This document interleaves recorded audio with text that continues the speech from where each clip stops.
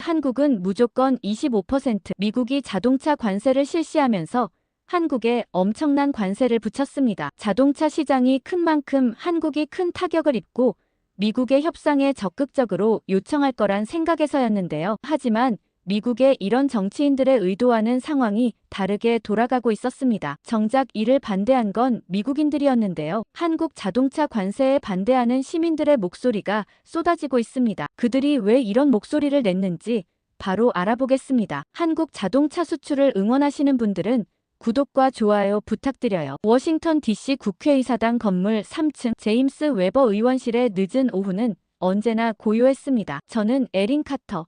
이곳에서 5년째 수석 보좌관으로 일하고 있었죠. 그날도 평범한 하루였습니다. 책상 위에는 IRA 개정안 관련 문서들이 산더미처럼 쌓여 있었고 저는 다음 주 청문회를 위해 자료를 정리하고 있었어요. 인플레이션 감축법 개정안, 정식 명칭은 그럴듯했지만 실상은 자동차 산업 보호를 위한 관세 조정이 핵심이었습니다. 웨버 의원은 이 법안의 공동 발의자 중 한 명이었고 저는 그의 정치적 신념에 깊이 공감하고 있었죠. 미국의 제조업을 되살리고 일자리를 보호하며 무엇보다 중국과 아시아 국가들의 불공정 거래에 맞서야 한다는 그의 철학이 옳다고 믿었어요. 사실 저희 내부에서는 한국 자동차에 대한 인식이 그리 높지 않았습니다. 지난달 정책연구팀 회의에서 누군가가 말했듯이 한국은 어차피 미국 기술에 의존하는 나라였으니까요. 엔진 기술도, 반도체도, 심지어 디자인조차 서구의 영향을 받은 것들이 대부분이었죠. 그들이 아무리 성장했다 해도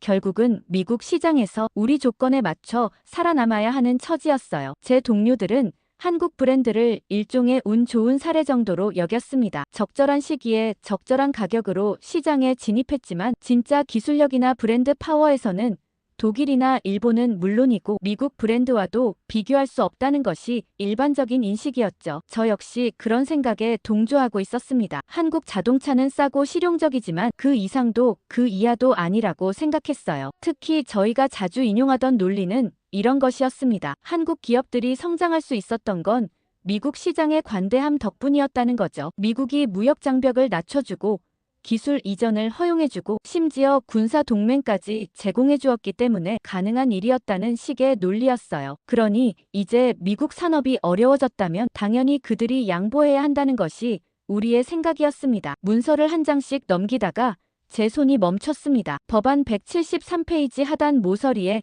연필로 적힌 작은 글씨가 눈에 들어왔거든요. 웨버 의원의 악필로 휘갈겨 쓰인 메모였는데 처음에는 그냥 지나칠 뻔했습니다. 하지만 그 내용을 읽는 순간 제 심장이 묘하게 뛰기 시작했어요. 현대, 기아 견제 대상 점유율 19.7%. 그 아래에는 더 작은 글씨로 추가 메모가 있었습니다. 테슬라와 포드 그리고 GM 모두 한국보다 점유율이 낮음이라고 말이죠. 그 옆에는 작은 글씨로 또 다른 메모가 있었어요. 너무 빨라 막아야 함. 저는 천천히 의자에 등을 기대며 그 메모를 다시 한번 읽어봤습니다. 19.7%라는 숫자가 갑자기 다른 의미로 다가왔어요. 우리가 그동안 과소평가했던 그 한국 브랜드들이 어느새 미국 1위 브랜드보다 높은 점유율을 기록하고 있었던 겁니다. 언제부터였을까요? 우리가 한국 차를 무시하고 있는 사이에 이들은 조용히 그러나 확실히 미국 시장을 장악해 나가고 있었던 거죠. 그 순간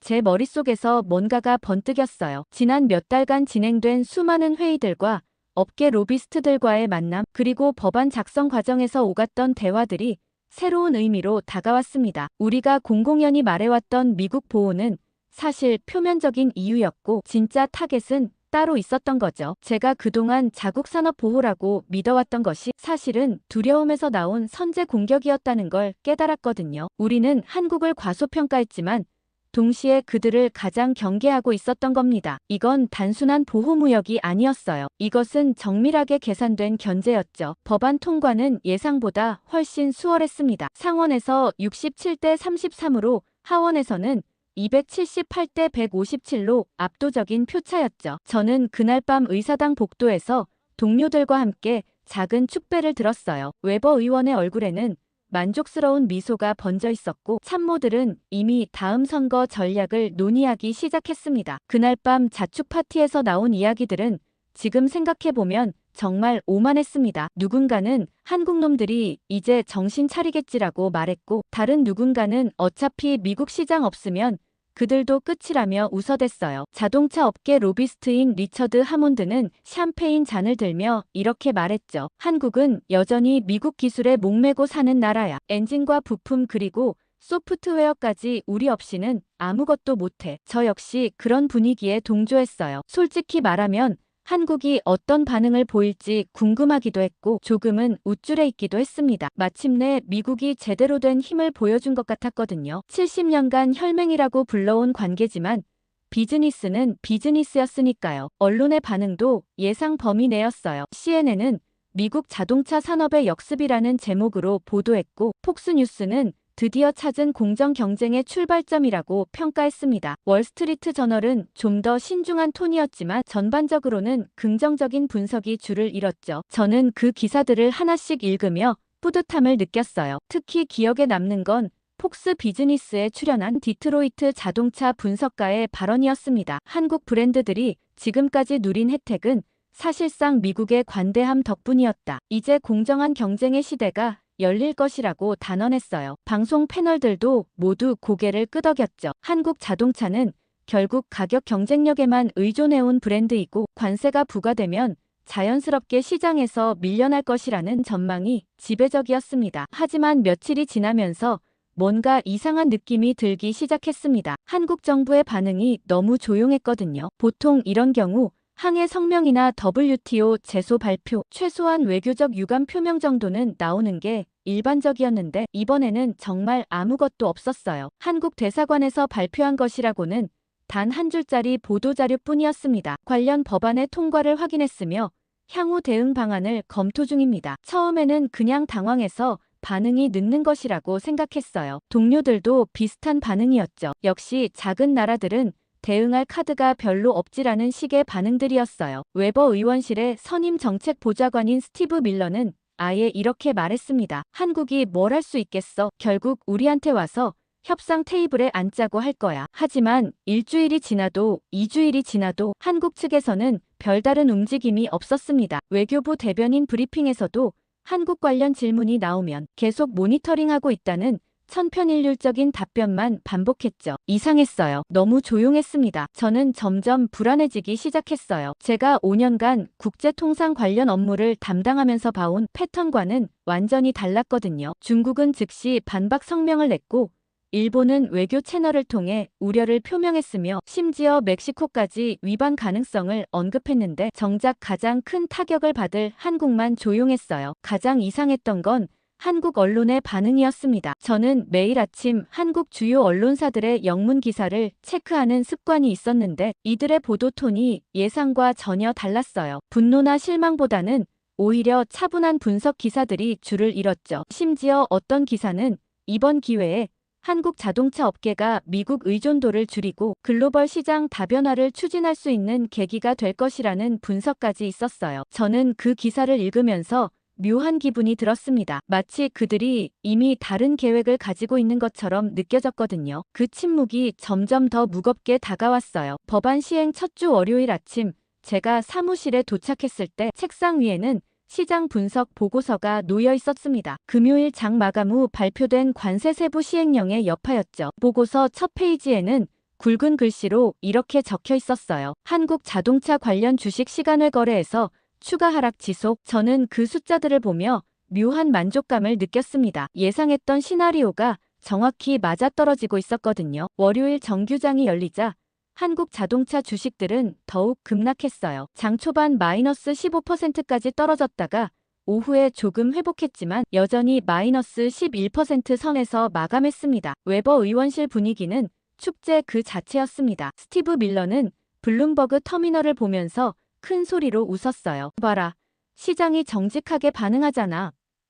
다른 보좌관들도 마찬가지였죠. 누군가는 드디어 미국 기업들이 공정한 경쟁을 할 수 있게 됐다고 말했고 또 다른 누군가는 한국 기업들이 이제야 현실을 깨달을 것이라고 덧붙였어요. 저 역시 그 분위기에 동조했습니다. 사실 내심 한국 기업들의 반응이 궁금했어요. 혹시 로비를 위해 워싱턴으로 사람을 보낼지도 궁금했고요. 지난 몇 년간 봐온 다른 외국 기업들처럼 말이에요. 그런데 정말 이상한 일이 벌어졌습니다. 주가 폭락 이후 사흘째 되는 날, 한국 자동차 주식들이 갑자기 반등하기 시작한 거예요. 처음에는 단순한 기술적 반등이라고 생각했어요. 너무 많이 떨어진 주식이 일시적으로 회복되는 현상은 흔한 일이니까요. 하지만 그 반등이 계속 이어졌습니다. 심지어 관련 부품 업체들까지 동반 상승했습니다. 저는 이해할 수 없었어요. 관세가 부과된 상황에서 주가가 오르는 건 이해하기 어려웠거든요. 그런데 더 당황스러운 건 미국 자동차 주식의 반응이었습니다. 우리가 예상했던 것과는 정반대였어요. 미국 자동차 주식들의 주가가 빠지고 있었죠. 시장이 완전히 우리 예상과 반대로 움직이고 있었습니다. 저는 급히 시장 분석가들의 리포트를 찾아봤어요. 골드만 삭스의 자동차 애널리스트는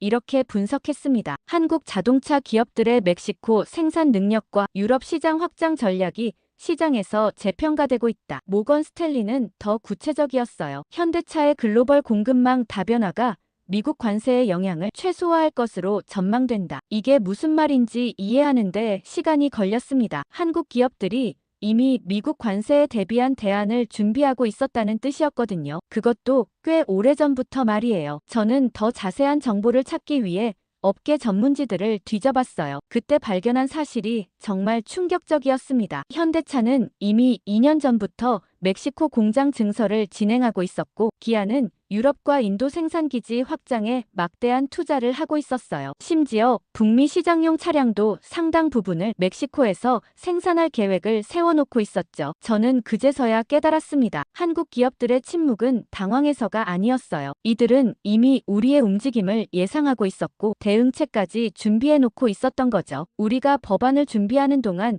그들은 우리가 모르는 곳에서 조용히 준비를 마치고 있었던 겁니다. 그 주말 저는 평소보다 일찍 사무실에 나왔습니다. 한국 자동차 주식의 갑작스러운 반등이 계속 머릿속을 맴돌았거든요. 토요일 아침의 의사당은 평일과는 완전히 다른 모습이었어요. 복도는 텅 비어 있었고 평소 북적거리던 로비도 조용했죠. 저는 이런 고요한 분위기 속에서 차분히 자료를 정리하고 싶었습니다. 책상 위에는 지난주 동안 쌓인 각종 보고서들이 산더미처럼 놓여 있었어요. 그 중에서 제 눈에 띈 것은 빨간색 기밀 도장이 찍힌 봉투였습니다. 발신처는 상무부 산업통계청이었죠. 평소 같으면 월요일에 검토했을 텐데 뭔가 불안한 마음에 그 자리에서 봉투를 뜯어봤어요. 첫 페이지 제목을 보는 순간 제 심장이 빨라졌습니다. IRA 자동차 관세 시행 관련 국내 제조업 영향 분석 비공개 청문회 제출용. 저는 천천히 페이지를 넘기기 시작했어요. 2페이지, 3페이지까지는 예상 범위 내의 내용들이었습니다. 관세 효과, 수입차 가격 상승률, 소비자 반응 예측 등 이미 알고 있던 내용들이었죠. 하지만 7페이지에서 제 손이 멈췄습니다. 국내 자동차 관련 고용 현황, 한국계 기업 협력업체 포함이라는 제목 아래 충격적인 표가 있었거든요. 엘라베마주 현대차 몽고메리 공장 관련 일자리, 직접 고용 3,200명, 협력업체 고용 12,800명, 조지아주 기아 웨스트포인트 공장, 직접 고용 2,900명, 협력업체 고용 11,400명. 저는 숫자를 다시 한번 확인했어요. 총 3만 명. 이 숫자가 의미하는 바를 이해하는 데는 그리 오래 걸리지 않았습니다. 우리가 한국 자동차를 견제하려고 만든 법안이 결국 미국 노동자 3만 명의 일자리를 위험에 빠뜨릴 수 있다는 뜻이었거든요. 다음 페이지에는 지역별 상세 분석이 나와 있었는데 특히 남부 지역의 의존도가 심각했어요. 엘라베마주 러셀 카운티의 경우 지역 제조업 일자리의 47%가 현대차 관련이었고 조지아주 트루프 카운티는 52%였습니다. 이런 지역에서 한국 기업들이 생산을 줄이거나 공장을 이전한다면 지역 경제가 완전히 무너질 수 있었어요. 저는 점점 더 당황스러워졌습니다. 왜 이런 중요한 정보가 법안 심의 과정에서 제대로 논의되지 않았을까요? 아니면 논의되었는데 제가 모르고 있었던 걸까요? 저는 급히 지난 몇 달간의 회의록을 뒤져봤어요. 그러다가 발견한 것이 또 하나의 충격이었습니다. 이 보고서는 이미 2달 전에 작성되었던 것이었어요. 법안 상정 한 달 전에 말이죠. 보고서 마지막 페이지에는 작은 글씨로 이런 주석이 달려 있었습니다. 본 분석 결과는 정책 결정 과정에서 신중히 고려되어야 하며 특히 지역 경제에 미칠 파급 효과에 대한 면밀한 검토가 필요함. 저는 의자에 등을 기댔습니다. 머릿속이 복잡했어요. 우리가 한국을 겨냥해서 만든 법안이 실제로는 미국 노동자들에게 더 큰 타격을 줄 수 있다는 사실을 정부가 이미 알고 있었다는 거잖아요. 그런데 왜 이런 내용이 공개적으로 논의되지 않았을까요? 보고서를 더 자세히 읽어보니 상황은 더욱 복잡했습니다. 한국 자동차 기업들이 미국에서 철수하면 그 자리를 미국 기업들이 바로 메울 수 있는 것도 아니었어요. 생산 설비, 공급망, 기술력 등 모든 면에서 공백이 생길 수밖에 없었죠. 특히 전기차 분야에서는 한국 기업들의 기술력이 워낙 앞서 있어서 이들이 빠지면 미국의 전기차 전환 목표 달성도 어려워질 수 있었어요. 저는 창밖을 바라봤습니다. 포토맥 강 너머로 버지니아의 가을 풍경이 펼쳐져 있었어요. 평소 같으면 아름답다고 느꼈을 풍경이 그날은 왠지 쓸쓸해 보였습니다. 우리가 보호하려던 미국의 이익이 사실은 더 큰 손실로 이어질 수 있다는 사실이 무겁게 다가왔거든요. 그때 제 휴대폰이 울렸습니다. 웨버 의원의 지역구 사무소에서 걸려온 전화였어요. 토요일임에도 불구하고 급한 일이 있다는 내용이었죠. 저는 보고서를 책상 서랍에 조심스럽게 넣고 전화를 받았습니다. 그 전화가 모든 것을 바꿔놓을 줄은 그때 몰랐어요. 에린. 수화기 너머로 들려온 목소리는 평소보다 긴장되어 있었습니다. 웨버 의원의 지역구 사무소장인 된 로버츠였어요. 저는 그와 5년간 함께 일하면서 그의 목소리 톤으로 상황의 심각성을 파악할 수 있게 되었는데 그날의 목소리는 정말 심상치 않았어요. 무슨 일이에요, 댄? 저는 조심스럽게 물었습니다. 토요일 오전에 지역구에서 워싱턴으로 전화를 거는 일은 흔하지 않았거든요. 보통은 정말 급한 일이 아니면 월요일까지 기다리는 게 관례였어요. 현대차 관련해서 문제가 생겼어. 댄의 목소리는 더욱 침중해졌습니다. 지금 여기 상황이 좀 복잡해져서 말이야. 혹시 시간 있으면 통화 좀 길게 할 수 있어?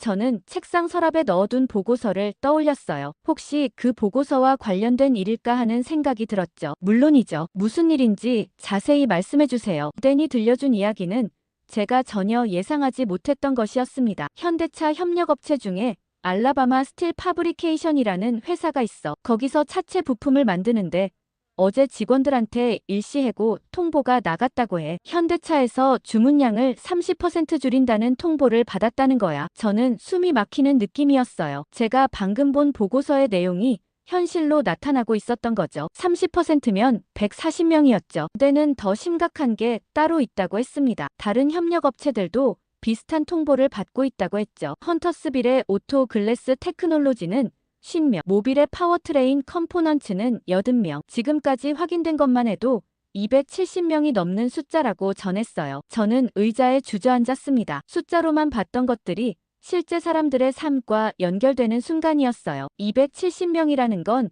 270개의 가정, 아마도 800명의 가족들이 영향을 받는다는 의미였죠. 회사 측에서는 뭐라고 해요? 저는 목소리를 최대한 차분하게 유지하려고 노력했어요. 현대차 본사에서 생산 계획을 조정한다고 했다는 거야. 관세 때문에 수익성이 악화되어서 일부 물량을 다른 지역으로 이전해야 한다고. 근데 에린, 여기가 문제야. 댄의 목소리가 더욱 심각해졌습니다. 이 사람들이 다 우리를 지지하는 유권자들이야. 지난 선거에서 웨버 의원에게 투표한 사람들이고. 그 말을 듣는 순간 저는 상황의 아이러니를 깨달았어요. 우리가 미국을 위한다며 만든 법안이 정작 우리를 지지하는 미국인들의 일자리를 빼앗고 있었던 거죠. 더 아이러니한 건 이들이 한국 기업 때문에 일자리를 잃는 게 아니라 한국 기업을 겨냥한 미국 정책 때문에 일자리를 잃고 있다는 사실이었어요. 지역 언론에서 벌써 냄새를 맡고 있어. 댄이 덧붙였습니다. 몽고메리 애드버타이저에서 기자가 연락 왔고 버밍햄 뉴스도 관심을 보이고 있어. 이게 터지면 상당히 곤란해질 거야. 저는 머릿속으로 빠르게 계산해봤어요. 엘라베마는 웨버 의원의 핵심 지지 기반이었어요. 특히 제조업 지역의 블루칼라 유권자들은 그의 든든한 표밭이었죠. 만약 이 사람들이 웨버 의원의 정책 때문에 일자리를 잃었다고 인식하게 된다면 정치적 파장은 상상할 수 없을 정도로 클 것이었어요. 현재 웨버 의원께는 보고하셨나요? 저는 조심스럽게 물었습니다. 아니, 아직 안 했어. 너한테 먼저 상황을 알리고 어떻게 대응할지 상의하려고 했거든. 댄의 목소리에는 걱정이 가득했어요. 솔직히 말하면 이런 상황이 올 줄 몰랐어. 관세가 한국 기업들을 압박할 줄은 알았지만 그게 우리 지역 일자리에 이렇게 직접적인 영향을 미칠 줄은. 저는 깊은 한숨을 내쉬었습니다. 책상 서랍 속의 보고서를 떠올렸어요. 정부는 이미 이런 상황을 예견하고 있었던 거죠. 하지만 그 정보가 제대로 공유되지 않았고 우리는 눈앞의 정치적 승리에만 집중했던 겁니다. 일단 지역 언론 대응은 보류하세요. 월요일에 제가 더 자세한 자료를 검토해보고 다시 연락드릴게요. 저는 최대한 침착하게 말했어요. 그리고 혹시 추가로 해고 통보를 받는 업체가 있으면 즉시 알려주세요. 전화를 끊고 나서 저는 한참 동안 멍하니 앉아 있었습니다. 창밖에 가을 햇살이 따뜻했지만 제 마음은 점점 차가워져 갔어요. 우리가 승리라고 생각했던 것이 사실은 우리 자신의 발등을 찍는 일이었다는 걸 깨닫게 되었거든요. 월요일 아침 웨버 의원실은 평소와 달리 긴장감이 감돌고 있었습니다. 저는 댄과의 통화 내용을 정리한 보고서를 들고 의원실로 향했어요. 평소 같으면 이런 사안은 보좌관 회의에서 먼저 논의했겠지만 상황의 심각성을 고려해 웨버 의원에게 직접 보고하기로 했습니다. 의원실 문을 열고 들어서니 웨버 의원뿐만 아니라 수석 보좌관인 스티브 밀러와 홍보 담당 제니퍼 윌슨까지 모여 있었어요. 분위기가 심상치 않았죠. 제니퍼의 얼굴은 평소보다 창백했고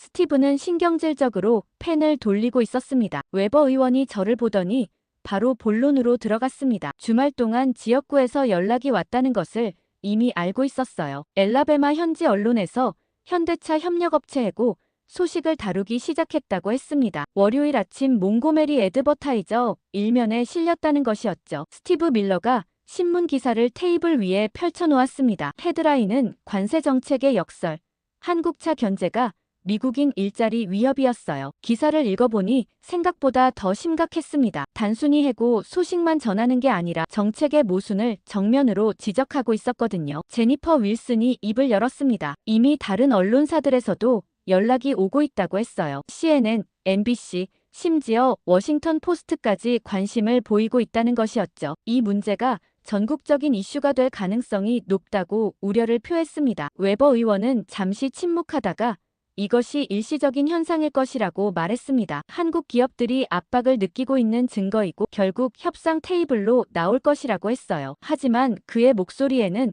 평소에 확신이 없었습니다. 스티브 밀러는 다른 의견을 냈습니다. 이 문제를 대수롭지 않게 여기면 안 된다고 했어요. 지역구 유권자들의 반발이 생각보다 클 수 있다는 것이었죠. 특히 제조업 노동자들은 웨버 의원의 핵심 지지층이라고 강조했습니다. 그때 제가 주말에 발견한 상무부 보고서 이야기를 꺼냈습니다. 정부가 이미 이런 상황을 예견하고 있었다는 사실을 말했어요. 전국적으로 3만 명이 넘는 일자리가 영향을 받을 수 있다는 분석 결과가 있었다고 보고했습니다. 웨버 의원의 표정이 굳어졌습니다. 왜 그런 중요한 정보가 법안 심의 과정에서 공유되지 않았는지 물었어요. 저는 보고서가 비공개 청문회용으로 분류되어 있었고 아마도 일부 고위 관계자들만 알고 있었을 것이라고 답했습니다. 스티브 밀러가 화를 내기 시작했습니다. 이런 식으로 정보가 숨겨진다면 의회가 제대로 된 판단을 할 수 없다고 했어요. 우리가 미국을 지키려고 만든 법안이 오히려 미국 노동자들을 해치고 있다는 게 말이 되느냐고 따졌습니다. 제니퍼 윌슨은 더욱 직설적이었습니다. 지금 상황에서는 누가 책임을 질 것인지가 중요하다고 했어요. 유권자들이 분노할 텐데 그 화살이 웨버 의원에게 향하면 안 된다고 강조했습니다. 한국 기업들의 일방적인 결정이라는 프레임을 만들어야 한다고 주장했어요. 하지만 저는 그런 접근이 옳지 않다고 생각했습니다. 한국 기업들은 우리가 만든 관세 때문에 어쩔 수 없는 선택을 하고 있는 거라고 말했어요. 책임을 전가하는 것보다는 정책의 부작용을 인정하고 해결책을 찾는 게 맞다고 주장했습니다. 스티브 밀러가 제 말에 강하게 반발했습니다. 지금 무슨 말을 하는 거냐고 했어요. 우리가 미국의 이익을 위해 만든 정책인데 왜 한국 기업들 편을 드느냐고 따졌습니다. 미국 우선주의가 잘못된 것이냐고 물었어요. 그러면서 정치적 현실을 생각해야 한다고 했어요. 이상론보다는 실용적인 대응이 필요하다고 강조했습니다. 유권자들이 이해할 수 있는 설명을 만들어야 한다고 했어요. 웨버 의원은 조용히 듣고 있다가 회의를 마무리했습니다. 일단 상황을 더 지켜보자고 했어요. 성급한 대응보다는 신중한 접근이 필요하다고 했습니다. 하지만 저는 그의 눈빛에서 깊은 고민을 읽을 수 있었어요. 회의가 끝나고 나서 저는 제자리로 돌아왔습니다. 동료들과의 의견 차이가 생각보다 컸어요. 모두가 같은 사실을 보고 있지만 해석은 완전히 달랐습니다. 그 주 내내 저는 한국 측의 공식 반응을 기다렸습니다. 보통 이런 상황에서는 정부 차원의 성명이나 기업들의 입장 표명이 나오는 게 일반적이었거든요. 하지만 한국은 여전히 조용했어요. 외교부 정례 브리핑에서도 관련 질문이 나오면 상황을 예의주시하고 있다는 원론적인 답변만 반복했습니다. 언론들은 이를 한국 묵묵부답 또는 침묵으로 일관하는 한국 정부라고 보도했어요. 마치 한국이 속수무책으로 당하고만 있는 것처럼 묘사했죠. 저 역시 처음에는 그렇게 생각했습니다. 아마도 내부적으로 대응 방안을 마련하느라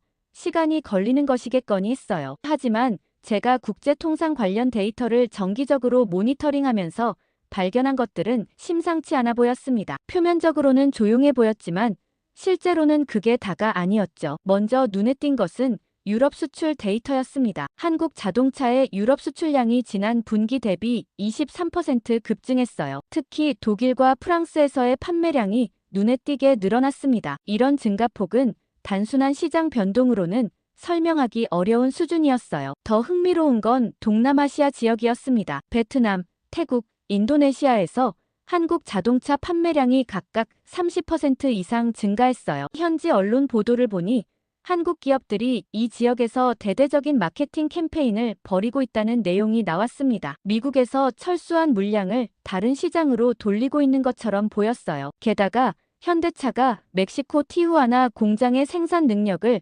50% 확대한다는 발표가 조용히 나왔어요. 언론에 큰 관심을 받지는 못했지만 업계 전문지에는 상세한 내용이 실려 있었습니다. 이 공장에서 생산된 차량들은 협정에 따라 관세 없이 미국으로 수출될 수 있었어요. 저는 더 자세한 정보를 찾기 위해 관련 업계 분석 보고서들을 뒤져봤습니다. 그러다가 발견한 골드만 삭스의 분석 리포트는 정말 충격적이었어요. 한국 자동차 기업들의 글로벌 공급망 재편이라는 제목의 보고서였는데 내용을 보니 이들이 이미 수년 전부터 미국 관세 시나리오에 대비해온 것으로 보였습니다. 보고서에 따르면 현대차는 2021년부터 멕시코, 체코, 터키 공장의 생산 능력을 단계적으로 확대해왔어요. 기아는 슬로바키아와 인도 공장에 막대한 투자를 진행했고요. 이런 투자들이 모두 미국 시장 다변화를 염두에 둔 것이었다는 분석이었습니다. 더욱 놀라운 건 배터리 공급망이었습니다. 한국 배터리 기업들이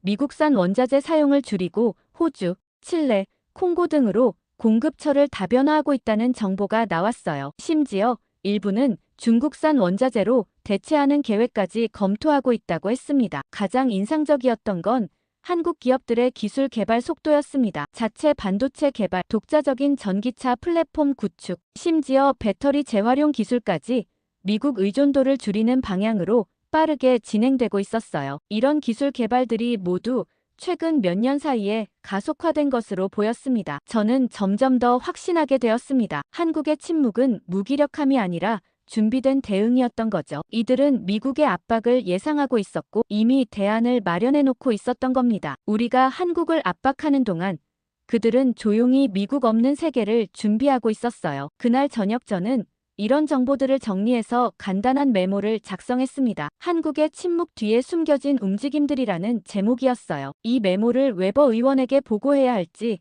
고민이 되었습니다. 우리가 완전히 상황을 잘못 읽고 있었다는 걸 인정하는 것이나 마찬가지였거든요. 하지만 점점 더 명확해지는 건 하나였습니다. 한국은 이미 우리 없이도 충분히 살아갈 준비를 마치고 있었다는 것이었어요. 그러던 금요일 오후, 저는 예상하지 못했던 전화를 받았습니다. 엘라베마 지역 신문인 몽고메리 애드버타이저의 기자였어요. 알라바마 스틸 파브리케이션에서 해고된 노동자들의 이야기를 취재하고 있다며 웨버 의원실의 입장을 묻고 싶다고 했습니다. 저는 공식적인 답변은 홍보 담당자를 통해 달라고 말했지만 기자는 개인적인 견해라도 듣고 싶다고 했어요. 정책 담당자로서 이런 상황을 예견했는지 그리고 어떤 대책을 마련하고 있는지 궁금하다는 것이었죠. 저는 조심스럽게 답변을 피했지만 그 통화 이후 마음이 무거워졌습니다. 다음 주부터는 더 많은 연락들이 이어졌어요. CNN의 정치부 기자가 연락했고 워싱턴 포스트에서도 인터뷰 요청이 왔습니다. 심지어 대학 시절 친구인 제시카까지 연락해서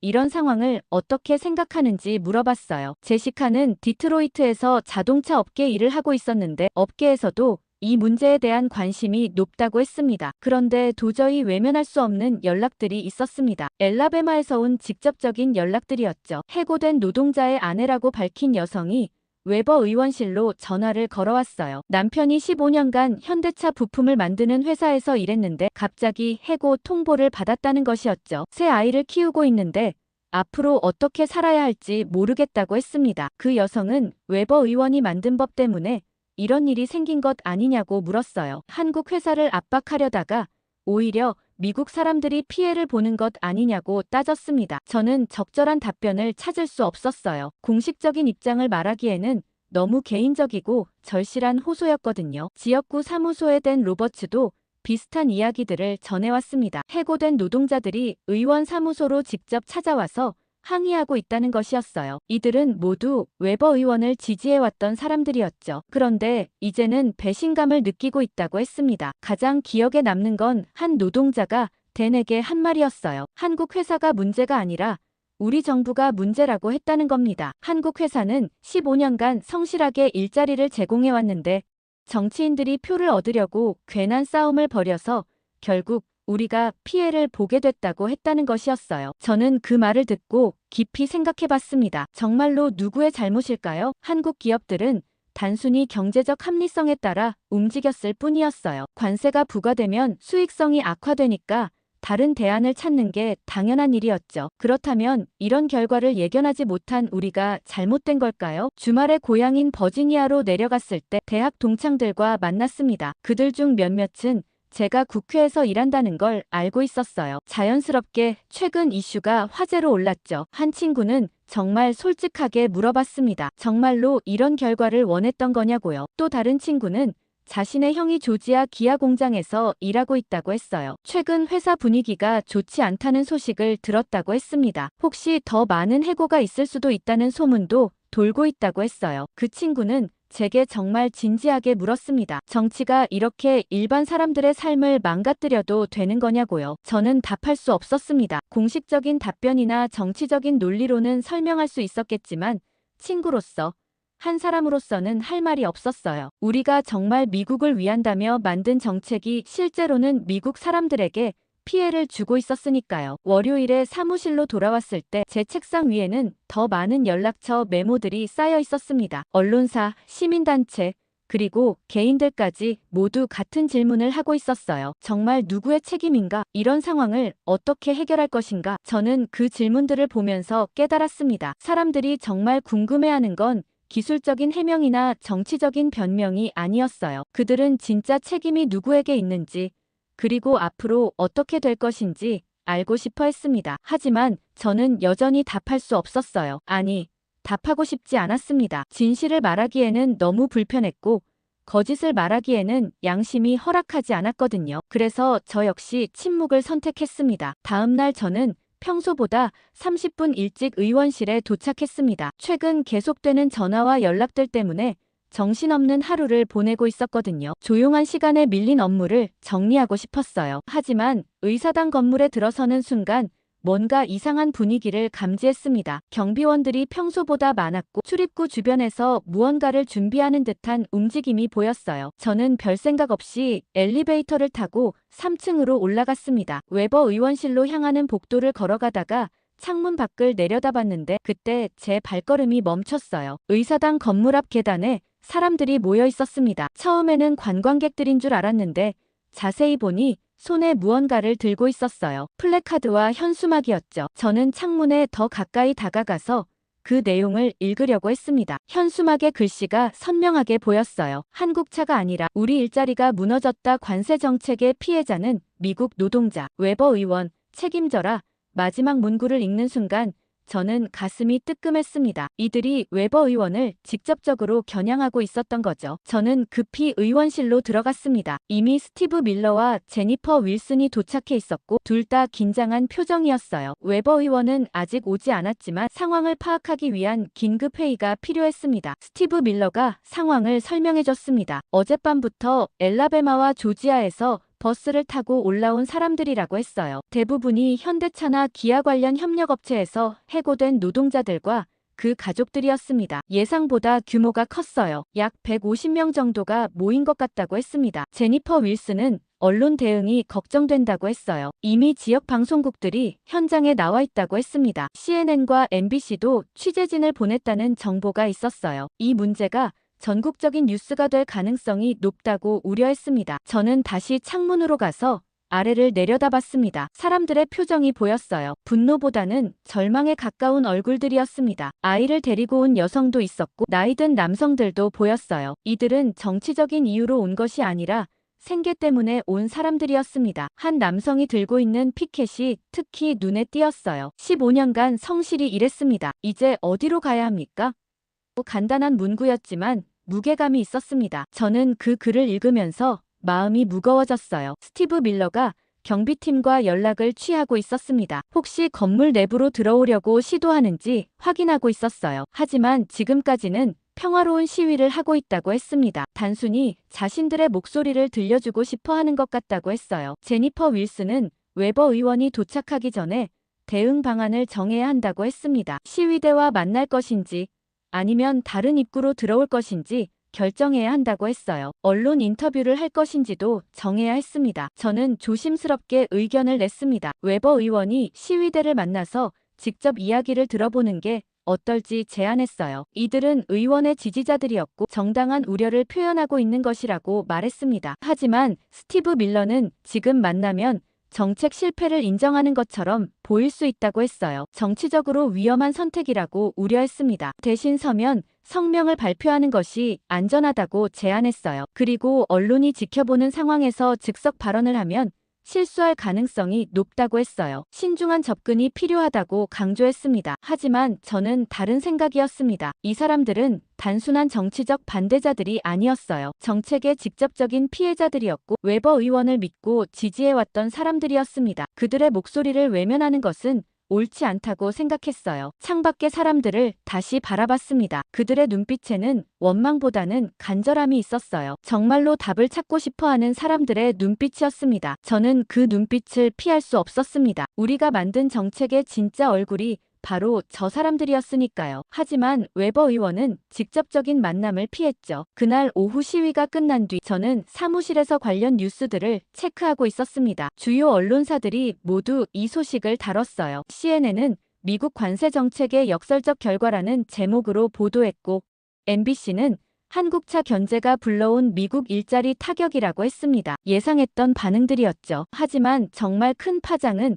전통 언론이 아닌 다른 곳에서 시작됐습니다. 저는 평소 자동차 관련 유튜브 채널들을 종종 봤었는데 그날 우연히 구독하던 채널 중 하나를 클릭했어요. 채널명은 오토 리뷰 아메리카였고 구독자 50만 명 정도의 중견 채널이었습니다. 동영상 제목을 보는 순간 깜짝 놀랐어요. 정부가 당신의 선택권을 빼앗고 있습니다. 한국차 관세의 진실임이 조회수가 8만을 넘어가고 있었는데 업로드된 지 불과 몇 시간밖에 안 됐거든요. 저는 호기심에 영상을 재생했습니다. 진행자인 마이크 톰슨이라는 사람이 카메라를 보며 차분하게 말하기 시작했어요. 그는 자신이 15년간 자동차 업계에서 일했고 다양한 브랜드의 차를 타봤다고 소개했습니다. 그리고 나서 이렇게 말했어요. 왜 한국 차를 선택했는지 아냐고. 품질 때문이었다고 했습니다. 그는 자신이 소유했던 차들을 하나씩 소개했어요. 2015년 현대 소나타, 2018년 기아 스팅어, 그리고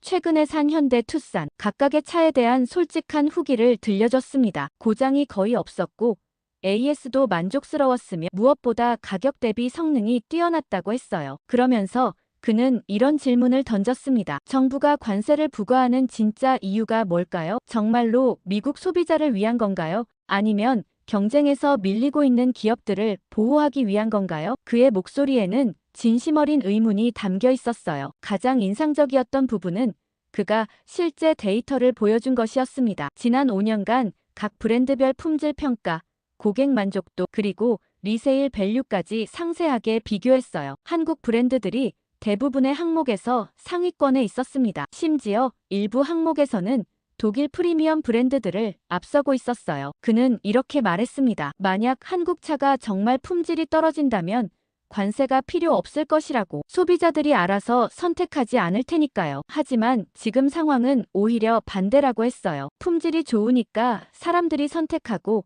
그래서 관세로 막으려고 한다는 것이었죠. 댓글 반응이 폭발적이었습니다. 저는 댓글을 하나씩 읽어봤는데 대부분이 진행자의 의견에 동조하는 내용들이었어요. 정부가 우리 선택권을 침해하고 있다. 한국차 타본 사람이면 품질 알 텐데. 이건 소비자가 아니라 대기업을 보호하는 정책이다 같은 댓글들이 계속 올라오고 있었습니다. 더 놀라운 건 다른 자동차 유튜버들도 비슷한 영상을 올리기 시작했다는 것이었어요. 어느 대형 채널에서는 진행자가 실제로 현대차 대리점을 방문해서 영업사원과 인터뷰를 했어요. 영업사원은 최근 관세 발표 이후 고객들의 반응이 양극화되고 있다고 했습니다. 일부는 관세 부과 전에 빨리 사려고 하고 다른 일부는 관세 때문에 주저하고 있다는 것이었어요. 하지만 대부분의 고객들이 하는 질문은 동일했다고 했습니다. 왜 정부가 이런 결정을 내렸느냐는 것이었죠. 그 영업사원은 카메라를 보며 이렇게 말했어요. 고객들이 정말 궁금해하는 건 차의 품질이나 가격이 아니라고. 자신들이 원하는 차를 선택할 권리가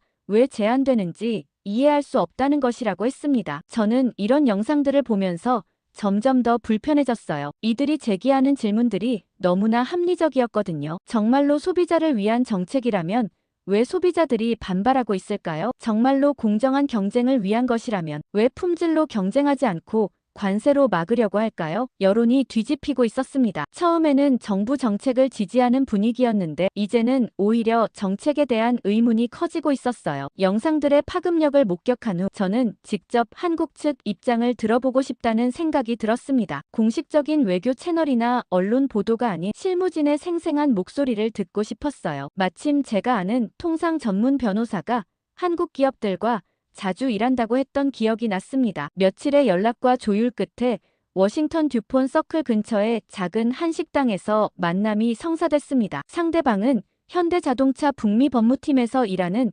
최정훈 과장이라고 소개받았어요. 30대 후반으로 보이는 차분한 인상의 사람이었습니다. 한식당은 지하에 위치해 있어서 외부와 차단된 느낌이었어요. 점심시간이라 손님들이 꽤 있었지만 대부분 한국어로 대화하고 있어서 우리 이야기를 신경 쓸 사람은 없어 보였습니다. 적절한 장소였죠. 최 과장은 생각보다 편안한 분위기였습니다. 저를 보자마자 미소를 지으며 인사했어요. 평소 의회 관계자들과 자주 만나는지 전혀 어색해하지 않았습니다. 오히려 저보다 더 여유로워 보였어요. 저는 조심스럽게 최근 상황에 대해 물어봤습니다. 관세 부과 이후 회사 내부 분위기가 어떤지 그리고 앞으로 어떤 계획을 가지고 있는지 궁금하다고 말했어요. 물론 공개할 수 없는 내용은 빼고 일반적인 수준에서 말해달라고 부탁했습니다. 최 과장의 대답은 예상과 완전히 달랐습니다. 관세요? 저희는 이미 플랜 B를 돌리고 있다고 했어요. 그러면서 여유 있는 미소를 지었습니다. 마치 이미 모든 것이 준비되어 있다는 듯한 표정이었어요. 그는 IRA 초안이 나왔을 때부터 준비했다고 말했습니다. 정확히는 2021년부터 이런 시나리오를 대비해왔다는 것이었어요. 미국 정치 상황을 보면 언젠가는 이런 일이 생길 것이라고 예상했다고 했습니다. 저는 깜짝 놀랐어요. 그렇다면 한국 정부와 기업들이 3년 전부터 미국의 관세 부과를 예견하고 있었다는 말인가요? 최 과장은 고개를 끄덕였습니다. 정확한 시기나 방식은 몰랐지만 미국 내 보호무역주의 정서가 강해지고 있다는 건 분명했다고 했어요. 그래서 어떤 준비를 했는지 물어봤습니다. 최 과장은 잠시 생각하더니 공개 가능한 수준에서 설명해줬어요. 첫째는 생산기지 다변화였다고 했습니다. 멕시코, 체코, 인도 등 여러 지역에서 생산 능력을 확대했다는 것이었죠. 둘째는 공급망 재편이었다고 했습니다. 미국산 부품에 대한 의존도를 줄이고 다른 지역에서 조달할 수 있는 체계를 구축했다는 것이었어요. 셋째는 시장 다변화였습니다. 유럽, 동남아, 중동 시장에서의 점유율을 확대해왔다고 했어요. 심지어 최 과장은 미국 기술에 대한 의존도를 줄이기 위해 상당한 투자를 해왔다고 말했어요. 자체 반도체 개발, 독자적인 전기차 플랫폼, 심지어 자율주행 기술까지 내재화를 추진해왔다는 것이었죠. 저는 점점 더 당황스러워졌습니다. 우리가 한국을 압박하는 동안 그들은 이미 우리 없이도 충분히 살아갈 준비를 마치고 있었던 거죠. 침묵을 선택한 게 아니라 계산을 마친 거라는 그의 말이 이해됐어요. 그러면 미국 시장은 어떻게 할 계획인지 물어봤습니다. 최 과장은 당분간은 축소 운영할 수밖에 없다고 했어요. 하지만 완전히 포기하지는 않을 것이라고 했습니다. 멕시코 생산을 활용할 계획이라고 했어요. 가장 인상적이었던 건 그의 마지막 말이었습니다. 미국이 우리를 필요로 할 때까지 기다릴 것이라고 했어요. 시장은 결국 품질과 가격으로 결정되는 것이고 정치적 개입은 일시적일 뿐이라고 했습니다. 언젠가는 미국 소비자들이 다시 선택할 기회가 올 것이라고 확신한다고 했어요. 식사를 마치고 나서 최 과장이 저에게 문서 하나를 건넸습니다. 회사 공개 자료라고 했어요. 집에 가서 천천히 읽어보라고 했습니다. 그리고 마지막으로 이렇게 말했어요. 우리는 침묵을 선택한 게 아니라 이미 다음 단계로 넘어간 거라고요. 한식당을 나서면서 저는 복잡한 기분이었습니다. 우리가 승리했다고 생각했던 순간 상대방은 이미 다른 게임을 시작하고 있었던 거죠. 2025년 1분기까지 멕시코 공장 가동 시작. 2025년 상반기까지 공급망 전환 완료. 2025년 하반기까지 유럽 시장 확장 완료. 모든 것이 구체적인 일정과 함께 계획되어 있었어요. 저는 문서를 덮고 깊은 한숨을 내쉬었습니다. 우리가 한국을 압박하는 동안 그들은 이미 우리 없는 미래를 준비하고 있었던 거죠. 더 충격적인 건 이 모든 계획이 우리 법안이 나오기 훨씬 전부터 진행되어 왔다는 사실이었어요. 저는 그제서야 최 과장이 했던 말의 의미를 완전히 이해했습니다. 계산을 마쳤다는 것은 단순히 대응책을 마련했다는 뜻이 아니었어요. 아예 게임의 룰 자체를 바꿔버렸다는 의미였습니다. 우리가 관세라는 무기로 한국을 압박하려 했지만 그들은 이미 그 무기가 닿지 않는 곳으로 이동해 있었던 거죠. 더 나아가 미국 시장에 대한 의존도를 줄임으로써 앞으로는 이런 압박 자체가 효과가 없도록 만들어버린 것이었어요. 그 사이 상황은 점점 심각해졌습니다. 의회 청문회장 밖에서도 시위가 시작됐다는 것이었습니다. 아직 규모는 크지 않지만 점점 늘어나고 있다고 했어요. 이번에는 엘라베마뿐만 아니라 조지아, 심지어 미시간에서도 사람들이 오고 있다고 했습니다. 저는 창밖을 내려다봤어요. 정말로 사람들이 모여 있었습니다. 어제보다 훨씬 많았어요. 현수막도 더 많아졌고 내용도 더 구체적이었습니다. 웨버 의원, 우리 목소리 들어라. 관세가 아니라 일자리를 지켜달라. 가장 눈에 띄는 현수막은 이것이었어요. 한국차가 아니라 정치가 문제다. 저는 그 문구를 보면서 가슴이 답답해졌습니다. 우리가 미국을 지킨다며 만든 정책이 정작 미국인들에게 거부당하고 있었거든요. 제니퍼 윌슨이 더 심각한 표정으로 말했어요. 지역구 여론조사 결과가 나왔다고 했습니다. 웨버 의원에 대한 지지율이 15%포인트나 떨어졌다는 것이었어요. 특히 제조업 지역에서의 하락폭이 컸다고 했습니다. 스티브 밀러는 언론 대응 전략을 바꿔야 한다고 주장했어요. 지금까지는 한국 기업들의 일방적인 결정이라는 프레임을 유지해왔는데 이제는 그것도 통하지 않는다는 것이었죠. 오히려 노동자들이 정부 정책을 직접 비판하고 나선 상황이었습니다. 웨버 의원이 회의실로 들어왔을 때 그의 표정은 지금까지 본 적 없을 정도로 어두웠어요. 평소에 자신감 넘치는 모습은 온데간데 없었습니다. 그는 의자에 앉자마자 이렇게 말했어요. 이건 우리가 예상했던 시나리오가 아니야. 정말 그랬어요. 우리는 한국 기업들이 굴복하거나 최악의 경우 조용히 철수할 것이라고 예상했었거든요. 하지만 실제로는 미국 노동자들이 우리에게 등을 돌리고 있었습니다. 그들은 한국 기업들보다 우리를 더 원망하고 있었어요. 제니퍼 윌슨이 조심스럽게 제안했어요. 정책 수정을 검토해야 할 때라고 했습니다. 지금 상황에서는 고집을 부릴수록 더 큰 정치적 타격을 받을 것이라고 우려했어요. 그날 밤 저는 사무실에 혼자 남아 있었습니다. 낮에 있었던 시위와 언론 보도, 그리고 회의에서 나온 이야기들이 머릿속을 계속 맴돌았어요. 그리고 지난 몇 주간 모은 자료들을 다시 정리하기 시작했어요. 상무부의 비공개 보고서, 최 과장에게서 받은 문서, 언론 보도, 그리고 시위 현장의 목소리들까지 모든 것을 하나로 연결해보니 하나의 명확한 그림이 나왔습니다. 우리가 한국을 견제하려고 만든 정책이 실제로는 우리가 보호하려던 사람들을 가장 큰 피해자로 만들었다는 것이었어요. 그리고 정작 한국은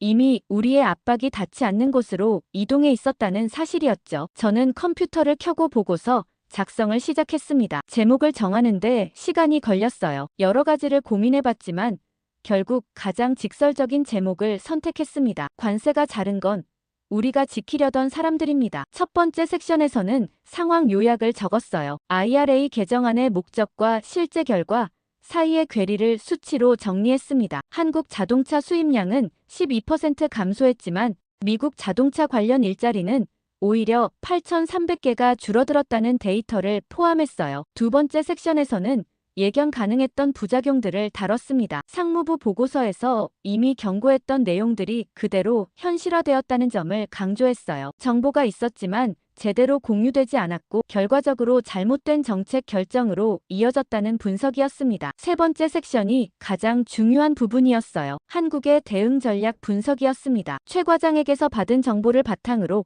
한국이 이미 수년 전부터 이런 상황을 대비해왔다는 사실을 정리했어요. 우리의 압박이 효과가 없을 수밖에 없었던 이유를 설명했습니다. 그리고 무엇보다 가장 중요한 건 정책 방향의 전환이었어요. 관세 중심의 압박보다는 협력적 접근이 필요하다는 제안이었습니다. 한국을 경쟁자로 보기보다는 파트너로 인식하는 관점의 변화가 필요하다고 강조했어요. 보고서를 다 쓰고 나서 저는 다시 한번 읽어봤습니다. 너무 직설적인가 싶기도 했지만 상황이 이미 그런 단계를 넘어섰다고 생각했어요. 더 이상 외교적 수사나 정치적 변명으로는 해결할 수 없는 상황이었습니다. 월요일 아침 저는 보고서를 웨버 의원에게 제출했어요. 평소처럼 보좌관을 통하지 않고 직접 전달했습니다. 웨버 의원은 제목을 보더니 잠시 멈칫했어요. 그리고 저를 바라보며 이렇게 물었습니다. 정말 이렇게 생각해?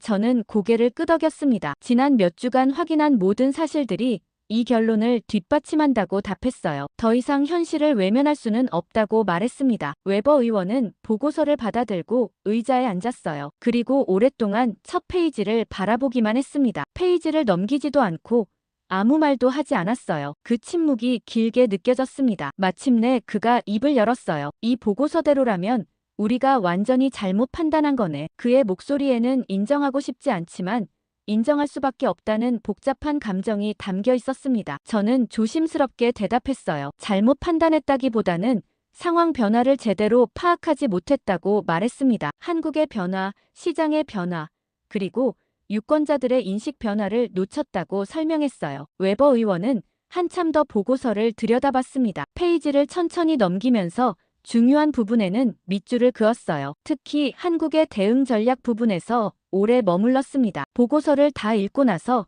그가 말했어요. 우리가 완전히 틀렸다며 새로운 판을 짜야겠다고 했죠. 그렇게 보고서 제출 후 새로운 정책 방향을 수립하고 한국 측과 협력해야 한다는 칼럼을 내기 시작했어요. 그러고 일주일 정도가 지났을 때 저는 댄 로버츠로부터 예상치 못한 전화를 받았습니다. 그의 목소리에는 처음으로 밝은 기운이 섞여 있었어요. 좋은 소식이 있다며 급하게 전화를 걸었다고 했습니다. 댄이 전해준 소식은 정말 놀라웠어요. 알라바마 스틸 파브리케이션에서 공장 일부 재가동을 시작했다는 것이었습니다. 지난주에 해고됐던 직원들 중 30%가 복귀 통보를 받았다고 했어요. 당장은 임시직이지만 회사 측에서는 상황이 좋아지면 정규직으로 전환할 계획이라고 설명했다고 합니다. 더 좋은 소식도 있었어요. 헌터스빌의 오토 글래스 테크놀로지와 모빌의 파워트레인 컴포넌츠에서도 비슷한 움직임이 있다는 것이었습니다. 완전한 복구는 아니지만 최소한 추가 해고는 없을 것 같다고 했어요. 저는 무슨 일인지 물어봤습니다. 갑자기 상황이 좋아진 이유가 뭔지 궁금했거든요. 그때는 정확한 이유는 모르겠지만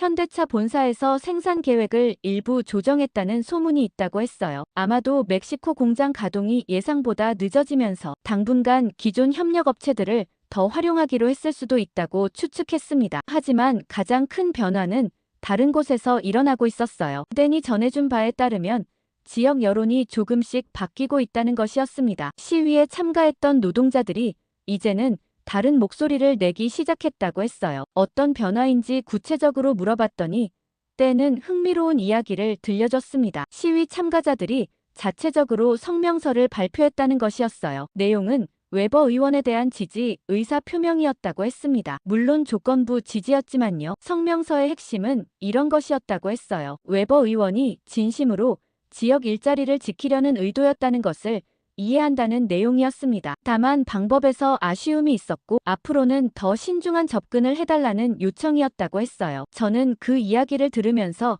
복잡한 기분이었습니다. 한편으로는 안도감이 들었지만 다른 한편으로는 미안한 마음이 컸어요. 이 모든 혼란과 고통이 충분히 예방할 수 있었던 일이었는데 우리가 제대로 준비하지 못했던 거잖아요. 그때는 계속해서 현지 분위기를 전해줬습니다. 사람들이 이제는 한국 기업들에 대해서도 다르게 생각하기 시작했다고 했어요. 처음에는 한국 기업들이 일방적으로 철수를 결정했다고 생각했는데 알고 보니 미국 정책 변화에 따른 어쩔 수 없는 선택이었다는 것을 이해하게 됐다는 거였어요. 특히 인상적이었던 건 한 노동자가 지역 신문에 기고한 글이라고 했습니다. 그 사람은 15년간 현대차 부품을 만들어 왔는데 한국 회사가 얼마나 좋은 파트너였는지 설명했다고 해요. 기술 교육도 지원해줬고 안전관리도 철저했으며 무엇보다 직원들을 존중해줬다는 내용이었다고 합니다. 그 글의 마지막 부분이 특히 기억에 남는다고 댄이 말했어요. 정치가 비즈니스를 방해해서는 안 된다. 우리는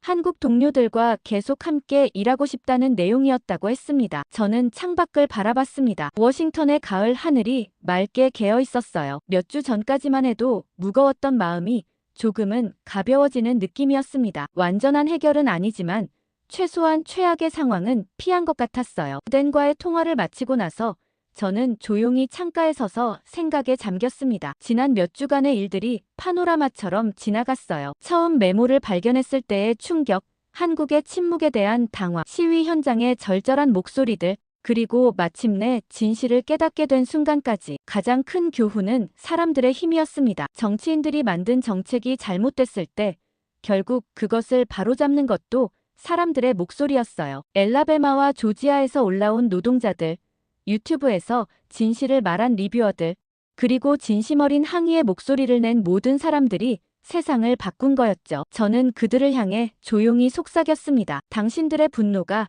세상을 바꿨습니다. 그 말 속에는 감사와 미안함, 그리고 앞으로는 더 나은 정책을 만들겠다는 다짐이 함께 담겨 있었어요. 엔진 소리가 다시 들리기 시작했습니다. 완전하지는 않지만 희망적인 소리였어요. 이제 더 이상 쉽게 한국을 무시할 수는 없는 것 같습니다. 그 여파가 어마어마한 것 같다는 생각이 드는데요. 한국 기업을 응원하는 댓글 많이 달아주시고 끝까지 들어주셔서 감사합니다.